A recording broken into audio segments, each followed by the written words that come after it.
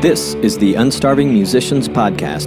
The podcast features conversation for musicians of all types and genres, a curation of expertise intended to help all musicians be better at marketing, business, the creative process, and all the other things that empower us to do more of what we love, make music.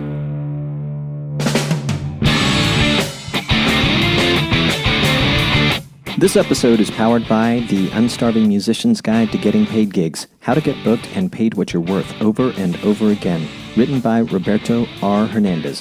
That's me, yours truly. Learn more about the book at unstarvingmusician.com/book and on Amazon. In this episode, I chat with Bollywood Blues sensation Aki Kumar. That's right, I said Bollywood Blues. Aki grew up in India, went to school in San Jose, California, and discovered blues and blues harmonica. After studying harmonica with San Jose's School of Blues instructor David Barrett, Aki set off to share his love of the blues as a performer and recording artist, even quitting his daytime gig as a Silicon Valley software engineer. When I asked him what moved him to do such a seemingly risky thing, he said simply that music was constantly in his thoughts. Back to the Bollywood Blues, though. Aki grew up listening to Bollywood pop classics, which I suspect have become part of his musical DNA, and he recently combined his love of these classics with his love of the Chicago blues to create his latest album, Aki Goes to Bollywood. I've seen Aki perform live, and you too can see him in any number of videos on the YouTube. He is the real deal. Doing Aki Goes to Bollywood may be seen as a risky move, but as Aki says, performers need to be in touch with who they are and share that in their onstage persona. I predict he'll one day be seen as the godfather of Bollywood blues because he will have sparked a genuine interest among others of Indian descent who also love the blues and who will eventually follow in his footsteps. Because Aki is the real deal, we also talk about touring, PR, business, performing, recording, and more. Please enjoy my conversation with Aki Kumar. Aki Kumar, welcome to the Unstarving Musician Podcast. How are you doing, Roberto? I am doing well, and I should say welcome for a second time since we tried this yesterday, and I know I already said it, but I really appreciate you making a little time for take two here. Oh, it's my pleasure. Cool. I want to start off by asking you, as a guy with a good music education and what I assume was a solid career in high tech, based on what I know about you, I have to ask, because I think my listeners will appreciate this and will be curious, but what inspired you to quit your day job as a software engineer and chase the wild musician life? It was not an overnight decision. I'd kind of been chasing the musician life over a number of years while I still held on to the day job. It wasn't that I woke up one day and said, I'm a musician today. I'd kind of tested the waters. I'd studied the scene. I kind of tested myself to see if I was motivated enough or talented enough to try and cut it as a musician. People often ask me if I just made that decision, and I often caution them that it wasn't anything close to an overnight decision, because I don't generally jump into things like that. And starting late in the music business meant that I would never have made a transition overnight. When you think back to the decision process, is there any one thing that you can kind of point to or recollect that was sort of the pivot point for the decision that you made? It started to happen on the days where I would go into work to my day job and spend the whole day instead thinking about music and compositions. And when that started to happen over and over, I just had to admit to myself that I was getting a whole lot more out of playing music than I was from being a software engineer. And I don't mean to say I didn't like being a software engineer. I was quite passionate about it when I got into that business. But music quickly took over, and I think I was always meant to be a musician. I just fell into that business a little later in life. I gathered that your harmonica playing, which is kind of recognized as your main instrument, and I assume you feel that way also, that it is your main instrument. And I gathered that you studied under Dave Barrett at the School of Blues in San Jose, but I'm kind of curious, and we started to talk about this a little bit yesterday.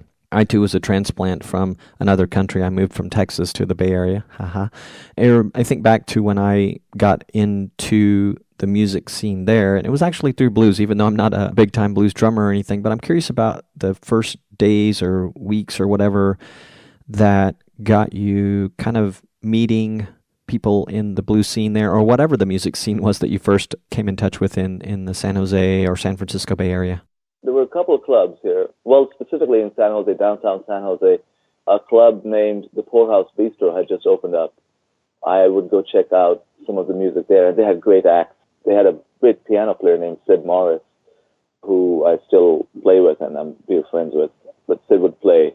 He kind of had a residency there, and a lot of great musicians would come through. One of my greatest harmonica moments as far as watching a great harmonica player was when I went to Mark Hummel's show, and he's one of the great West Coast blues harmonica players. And I remember that gig very clearly. I remember that moment where he walked into the room playing this amplified harmonica, and I couldn't even believe what was happening. I'd never heard anything like that.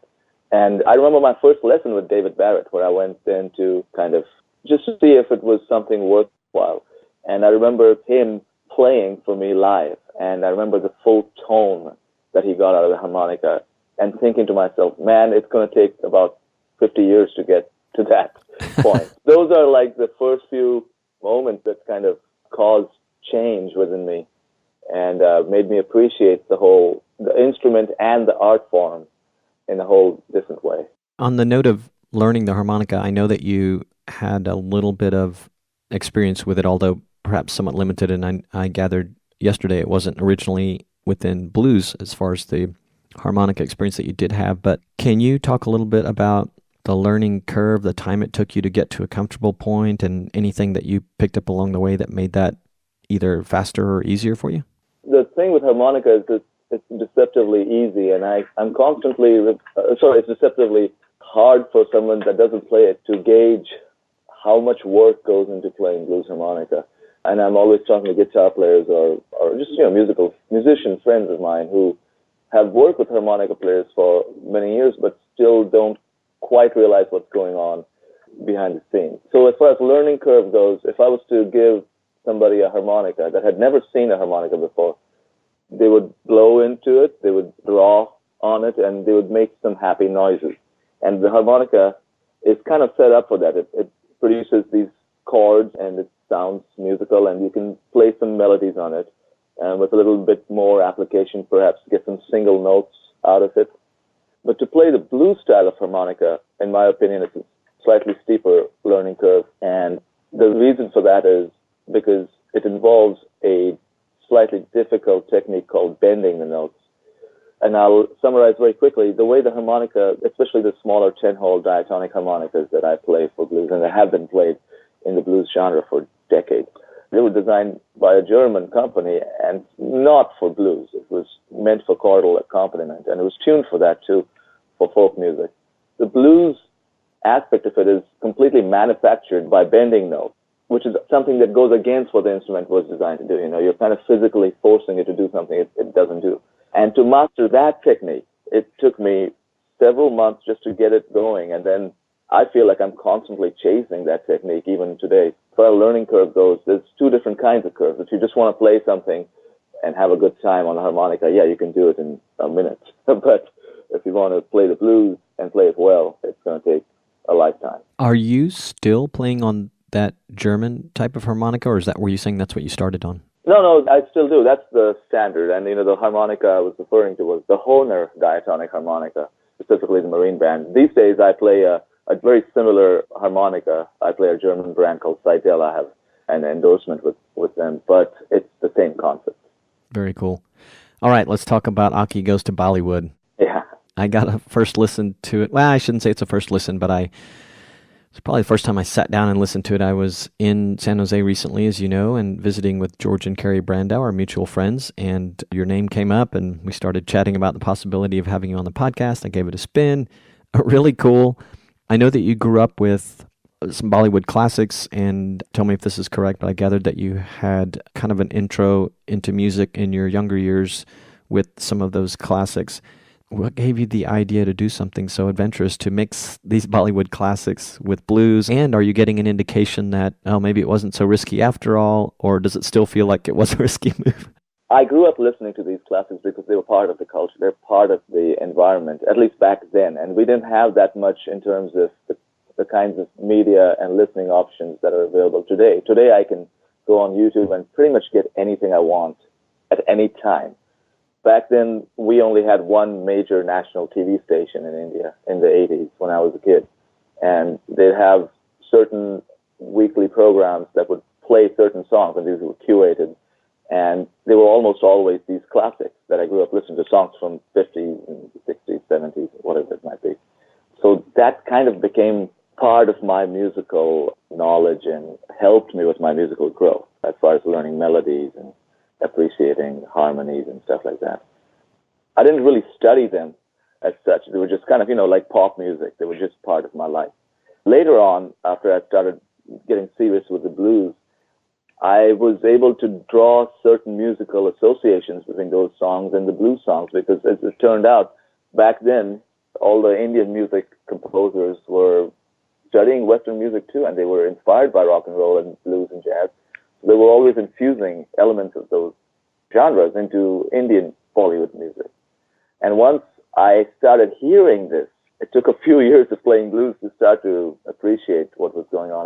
It might be worthwhile to try and fuse these two. I had a couple of experimental cuts in that direction, and they worked out well, and then I got some more encouragement from other musician friends of mine, including the great Kid Andersen, who helped co-produce it, and the great Jim Pugh, who produced it as well on his label, Little Village.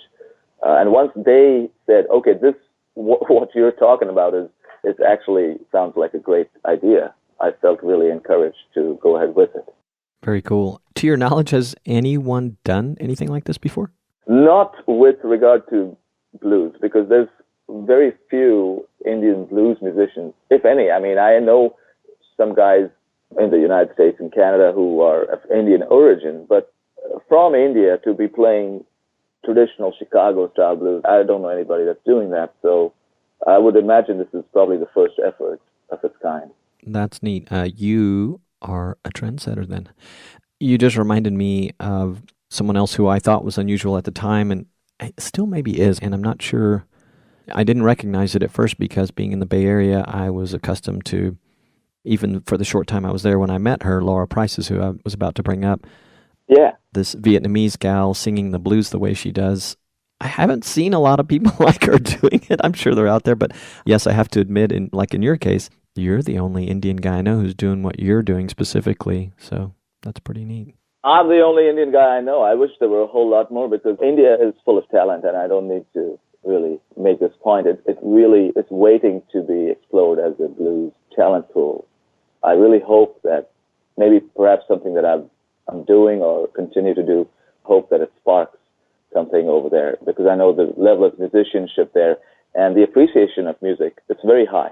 I'm by no means highly acquainted with Indian pop music, but I've heard enough of it to recognize there's a lot of talent, and I will predict, in case no one else has said it yet, that you will someday be seen as the godfather of blues in India, or the Indian blues musician wave. If I can inspire even a handful of Indian blues artists, I'd consider that as a mission accomplished. Yeah, absolutely. I think it's going to happen. I want to talk about this a little bit because, as you know, the podcast, one of my big hopes is that our conversations are of benefit to other musicians who are somewhere along the path, perhaps right behind you or maybe at an earlier point. But I noticed a lot of videos for the new album, Aki Goes to Bollywood, and it occurred to me that this is kind of the new norm, maybe even as new as 3-4 years, because as you know, video promos for albums might have consisted at one point in time of 1, 2, maybe 3. I've noticed several. Have you already created a video for most performance video or otherwise for the album? No, actually, I haven't done anything formally now that you bring that up. A lot of the videos that you perhaps watched on YouTube, they're live performances, and some of them have been really well filmed and captured, but those weren't specifically what I'd call music videos that I put together. I am working on a music video. Hopefully in the next couple of months I'll be able to get to it for a new song that I've actually produced. It's an original song, but in the Bollywood Blues vein, and that will probably be my first official video. But that said, yes, the new trend is videos. I think people want to see the music as much as it's kind of back to the MTV days, I guess. I don't know. But it's really helped me a lot to be able to send a really slick-looking video to somebody that might be a promoter or a talent buyer, or generally to fans, so that they can see what the band is like and what kind of energy we put out on stage. Do I understand that you haven't created any official videos for the album, or you have done one or more? I haven't created what I would call a music video, something that was produced by a camera crew and had a video produced around that. There's a lot of live footage of the band, of us performing Aki Goes to Bollywood songs.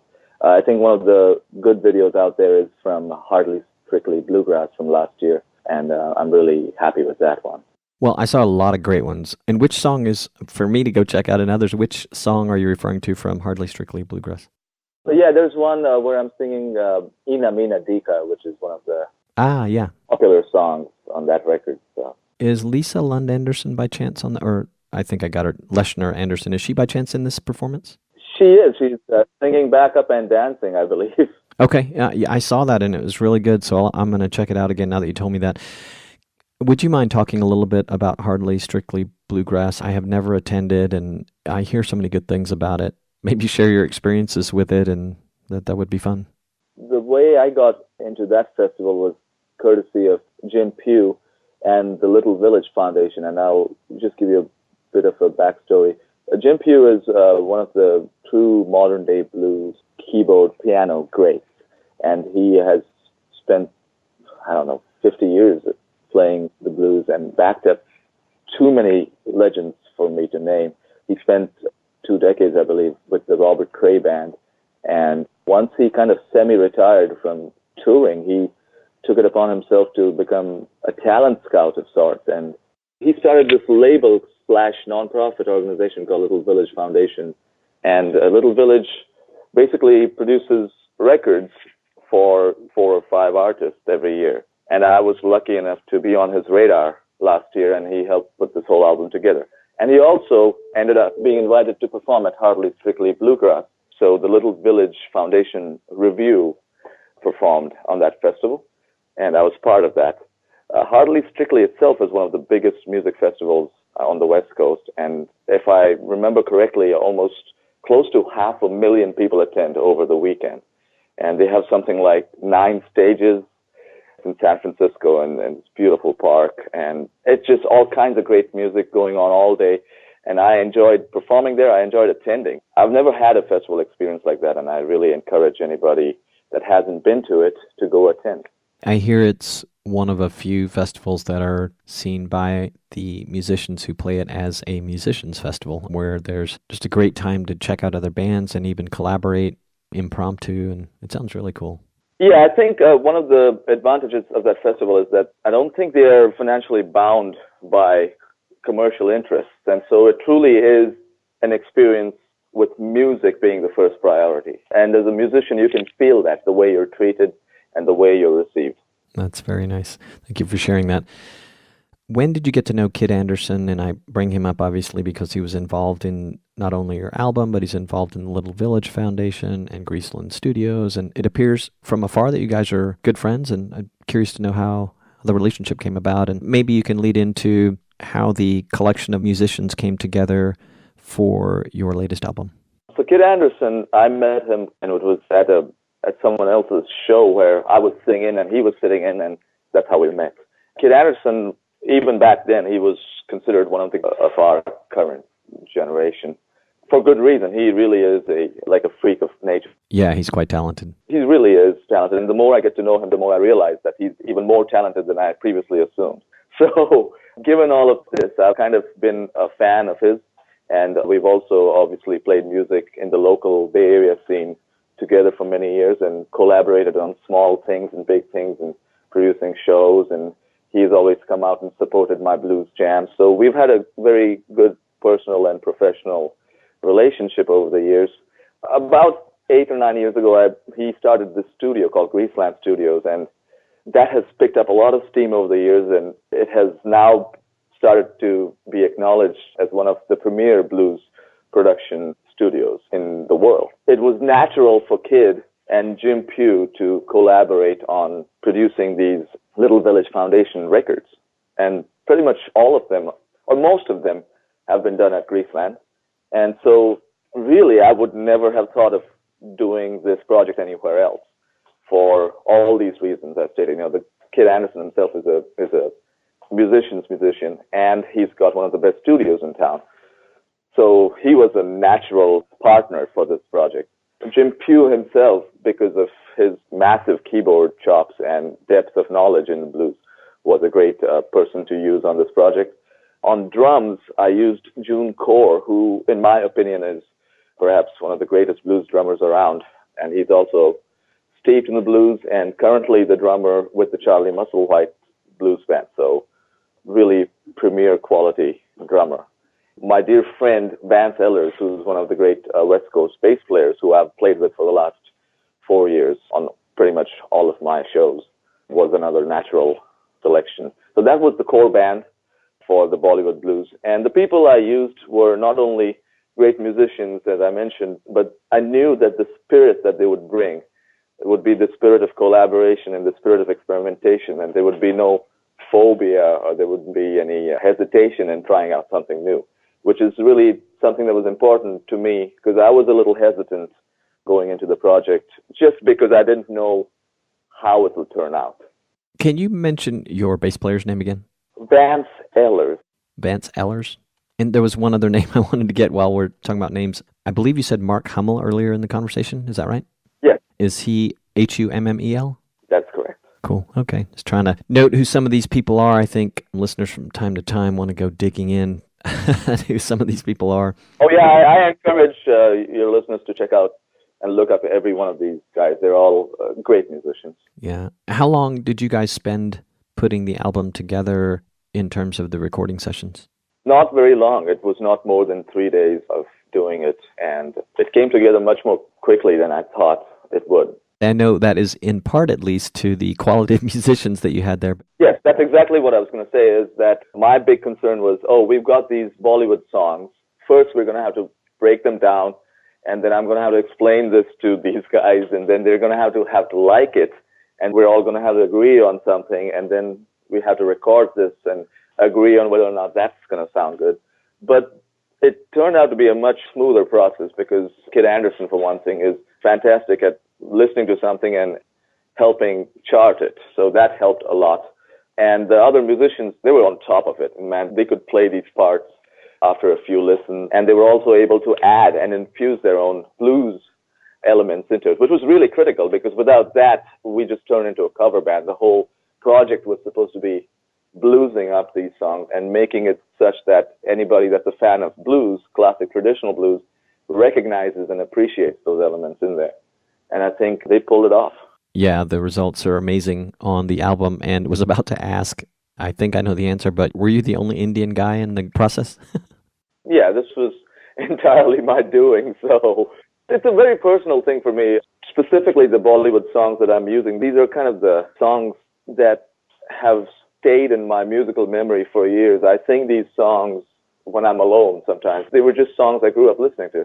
And the blues is so deeply personal to me that I'm devoting my life to it. So the project in itself is a very unique one. And I felt like I should just go solo on it. Now in the future I might collaborate and such, but right now it's just an Aki Kumar thing. Yeah, it's great. And for those listening, tell me if I'm wrong, it's available on most of the streaming services, and probably they can figure out where to purchase it from your website, right? Yes, it's on my website, it's on the streaming services, it's on CD Baby, Amazon, all that stuff. Very good. Okay, let's switch gears a little bit. You are a consummate entertainer. I recognized this the very first time I saw you, which I think was fronting George Brandau's Chrome Deluxe. I like to call it that because I say that George is Chrome Deluxe, but you're very much an entertainer. You've got a lot of style, and it occurred to me to ask, do you have a stylist you work with, or is it just your thing that you have such an appreciation for putting style into your music and your onstage presence? I don't work on this. I like to dress sharp. These days I'm dressing more ethnic to represent the whole Bollywood blues genre. But I like to dress sharp because I think, for one thing, it's entertainment. And in the blues business, all of my idols always dress sharp. So it was just a thing that I decided was important to me. And as far as stage presence is concerned, it took me a few years to come to terms with it. I don't know. I'm really happy that you thought I had any kind of stage presence back when you saw me with Chrome Deluxe. That was the early days of me performing, and I was still a little hesitant about, I would say I wasn't 100% comfortable on stage then. But as the years have gone by, I've decided that it's more important to just be myself and be natural and project that. And really, I think that's important for just about any entertainer, to project their own unfiltered personality on stage. And the audience does relate to that. And that's all I'm trying.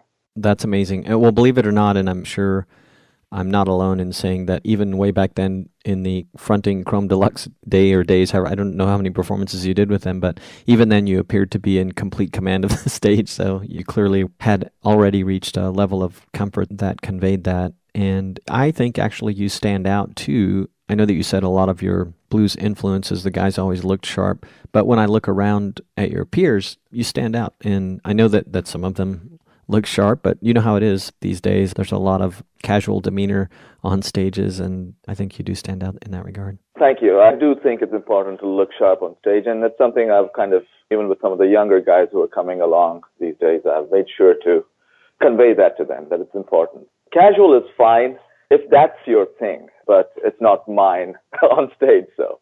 And then I suppose this sort of leads into that. Again, I don't know if it's all you're doing or if it's something you don't really think a lot about it, just you're enjoying the different facets of the business, but you strike me as quite good at the PR and marketing aspect of what you're doing. Are you completely in charge of that all on your own? Do you have a team helping you or a person helping you? So most of the marketing at the low level, or, just for the local shows and such, it's all me, because I can't afford anybody else. And I'm the cheapest guy I know. But for the Aki Goes to Bollywood effort, Little Village did have a very good publicist, and they helped put that album on the map in many good ways that I wouldn't have been able to do by myself. For instance, getting interviews on NPR and such, or coverage through KQED, which really helped me in a big way. So I did have help from a publicist to a Little Village on that. But most of the local stuff, where I'm always spamming every social media avenue and my email list, it's just me. And the reason I do it is not necessarily because I enjoy it. It's just a business necessity these days. I have to get the word out because I have to bring people into these shows that I'm constantly performing at. And venues expect it, promoters expect it. I went down to Brazil just a couple of months ago, and for almost every festival that I performed at, I was expected to do a little promo video. So half a dozen promo videos had to be produced. You can't fight it. You just have to say, this is part of the job, and do it. By the way, there is a blues festival here in Panama. I don't know if we've talked about the fact yet that I live in Panama now, but... Yes, you did. Yeah, there's a town called Boquete, which is the major city it's close to, is called David, spelled like David. It's closer to the Costa Rica side end of Panama. There is a festival that's referred to the world's biggest little festival. It's the Boquete Jazz and Blues Fest, and I hope that I can put you on their radar. I actually had the organizer, president of that festival on a podcast episode earlier on. His name's John Wolf. You would be a total smash there. I would love to do something like that. Yeah, it's a beautiful place. I don't know how familiar he probably has to be familiar with Hardly Strictly Bluegrass, but he's definitely worked on making it a musician's festival, so it may be something that you really enjoyed too. But anyway, I'm going to tell them about you. We'll see what comes of it. I really do appreciate that, because starting to understand and appreciate that word of mouth often helps more than anything else in this business. And one kind word from somebody credible really helps make things happen. So thank you. It would be so cool because of the unique facet of what you're doing with the Bollywood Blues. And by the way, you've said that a couple of times. Since we seem to agree that you're the only guy doing it, I assume that you have kind of coined that as a genre, yes? Yeah. Bollywood Blues. I'm telling you, you're going to be the godfather of Bollywood Blues someday. Oh, that would be good. It seems like an obvious way to refer to the genre of music that you were going for, but was there anything that inspired you to do that? Because I had a guy on the podcast not too long ago in a completely different genre of music. He's also from the San Francisco Bay Area and in fact resides in the South Bay. And it's an instrumental band that to me definitely has a metal flavor to it, but they're instrumental, but they are very melodic in their intentions. So they're not about being instrumental in terms of playing fast or playing these intense solos. He's trying very much to be melodic in that he wants to have the songs still have a feel of, verse, chorus, and interlude, even though there's not a vocalist on them and they are instrumental. And they coined a new genre called guitar core.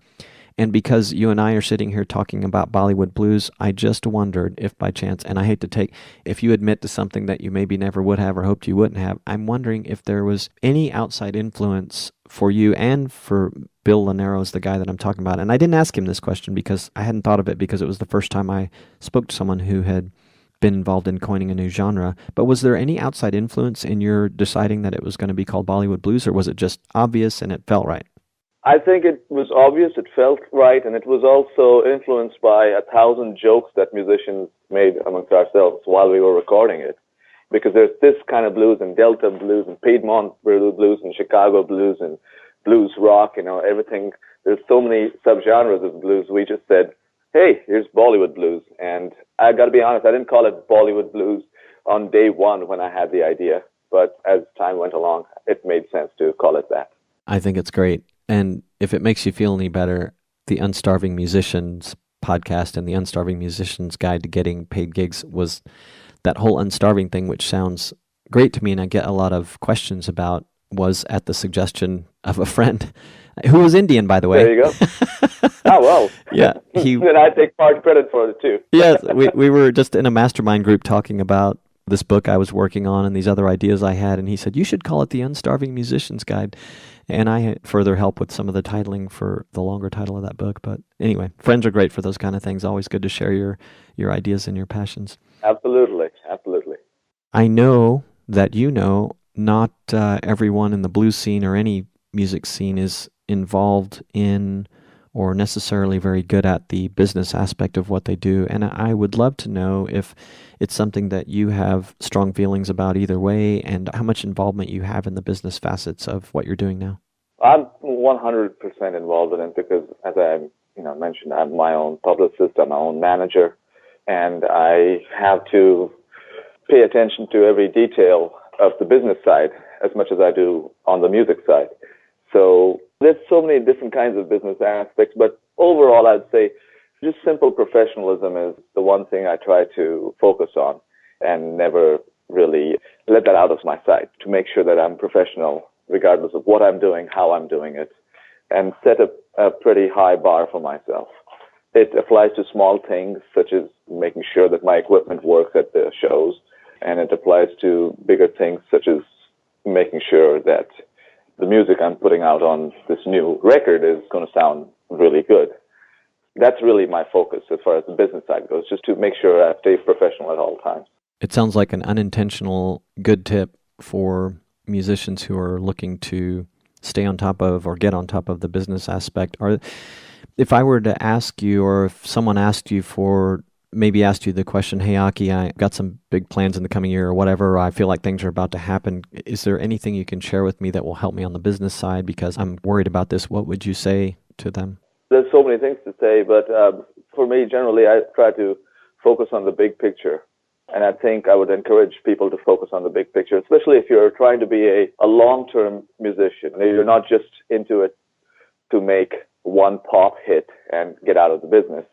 I would hope that musicians get into this because they really love it. They love doing what they produce, and they want to do it for a long time. So given that, I think longevity is an important thing, and that's where the big picture comes into play. And if you focus on the big picture and on long-term goals and put short-term goals into place to help with those long-term goals, you're kind of going to be headed towards success. So that's my general advice. Sure, it's great advice. You are I'm thinking of a couple of people, probably 3 of guests that I've had that are kind of in the middle of the big changes that have happened in the way musicians will make money or make a living and the way they are making a living.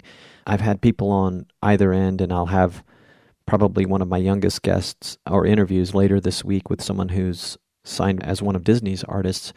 But do you have your sights set on any particularly interesting areas as far as having longevity where making a living is concerned and maybe meeting your financial goals? Has anything bubbled to the top as an opportunity for you? For me, my focus is on live performances. The way looking at the music business, the way it is right now, I think most revenue opportunities for artists have been diminishing, most traditional opportunities, merch sales and such, and it's, big labels no longer have the kinds of budgets that they used to. And expenses are going up, so it's increasingly hard to make any kind of money doing this. However, in the blues business, at least there's a small viable blues scene where you can be a touring artist and make a little bit of money. And my goal is to kind of perform as much as I can in front of as many people as I can, because I think live performances are where it's at. Given that there's so much media out there and so many entertainment options, the one thing that will never go away is the sheer joy of watching a band playing instruments and producing this energy and this music live. That's never going to go away. And I think people are always going to be drawn to this. And I really, really believe this. And I want to be an artist that's on stage delivering that. So that's really my single-minded focus right now. I love that. I've spoke to people that are on the, I wanted to use the words bleeding edge, but only in terms of where they are in the cycle of the business. They're newer, and so they're approaching it very differently than perhaps even yourself, and they're after niche audiences and finding new venues, really, for the lack of a better word, new places where their audiences exist that are well outside the lines of the traditional festival stage or nightclub stage or whatever. So it's pretty interesting, and I hope that, my long-term goal for the podcast is that we'll be able to, together, myself and guests, to kind of expose the right opportunities, new opportunities to help everyone be a little better at sustaining their careers. All right. How long have you been touring now since you started down your blues path?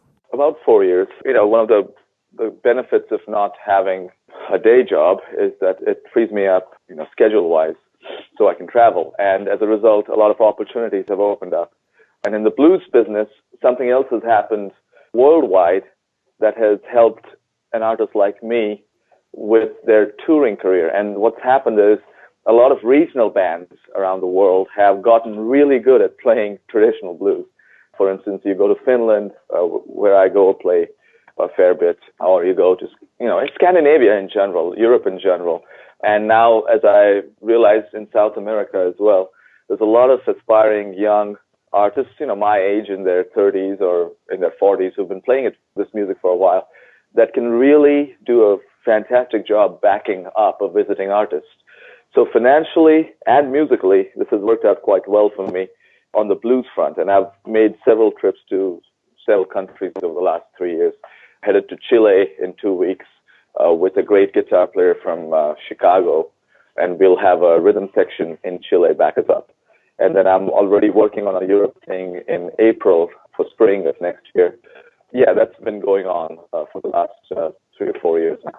That is really interesting. And I know this kind of thing goes on, but it's still interesting for me to hear the luxury that you're getting a growing resource in backup musicians. And hopefully we'll get you into Panama for the Bouquet Jazz and Blues Festival, and you'll experience some of the same. This is one of those things that's changing in my music as well, because yes, as a blues artist, because blues, like jazz, there's a vocabulary that's commonly understood amongst the musicians, and there's also perhaps a basic songbook. The most well-studied blues artists can back up other blues artists. But with this new direction, with Aki Goes to Bollywood, that's a different thing.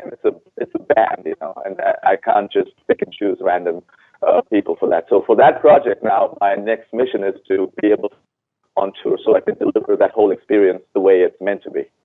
Yep, and I lost you for just a sec, but in the final bit of your thought there, in part of one of your projects when you're touring is to do, were you saying that you're looking to hopefully build kind of a core of people that are abroad that might be able to back you up in the future for the Bollywood stuff? No, what I'm saying is for the Bollywood stuff, I do have an American band comprising of several of the guys we talked about. That's no longer just a genre-based thing. That's a really focused project, and it has a sound and it has a certain arrangement to the songs. And so I really want to take that specific band on the road instead of just having musicians back me up in the future. And then with any luck, as I'm predicting, you're going to spread this genre around like wildfire, and you'll be able to find players who can help, I guess, kind of backfill and let you travel with a smaller core if that's something that you want to do. Aki, where can people find you online? Where's the best place for them to find out about what you're up to next? AkiKumar.com is the best place. I also have a Facebook fan page and an Instagram, so a couple of different options. Okay, very good. And we'll make sure to put all that in the show notes. I am so happy that we had an opportunity to talk. Certainly the most time I've spent with you, and it was a real pleasure. Thank you so much for being on the show. Likewise, Roberto, a real pleasure talking to you, and thank you very much for having me. You're most welcome.